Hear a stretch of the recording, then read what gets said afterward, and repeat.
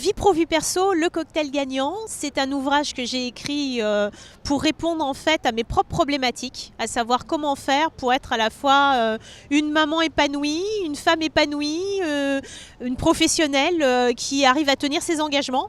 Donc on n'y arrive pas toujours, c'est pas toujours facile.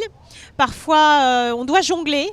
D'ailleurs on est sur cette belle péniche de la Balle au Bon, sur la Seine ce soir pour apprendre à jongler. Et en fait, dans ce livre, on a toute une série d'astuces pratiques, surtout réalistes et réalisables, parce que trop souvent, on nous propose des conseils, mais qui ne sont pas tenables. Et là, il s'agit de petits conseils pour arriver à tenir le choc, tant sur le plan professionnel que personnel.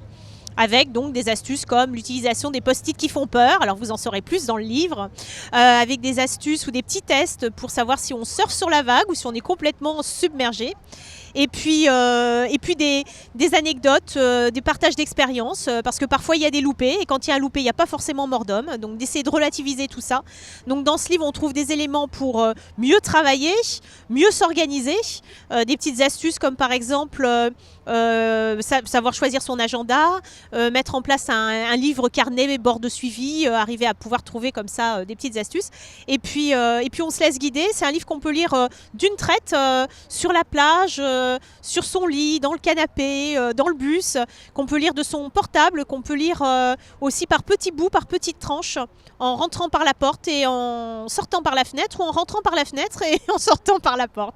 En tout cas, j'ai eu plaisir à l'écrire, j'ai eu plaisir à partager aussi autour de ce livre, et même à l'occasion de ce lancement aussi, c'est encore un partage. À l'écrire, à le lire, à le relire, parce que j'y retourne moi-même en fait, pour me rappeler qu'il faut prendre des pauses parfois. Voilà. Moi, je dirais un peu des deux. Je pense qu'on a tous des super pouvoirs et qu'on est tous super débordés, et qu'il faut justement à trouver l'équilibre entre les deux et à savoir utiliser ces super pouvoirs pour justement pas être tout le temps débordé. Mais c'est bien connu, les super-héros sont souvent débordés.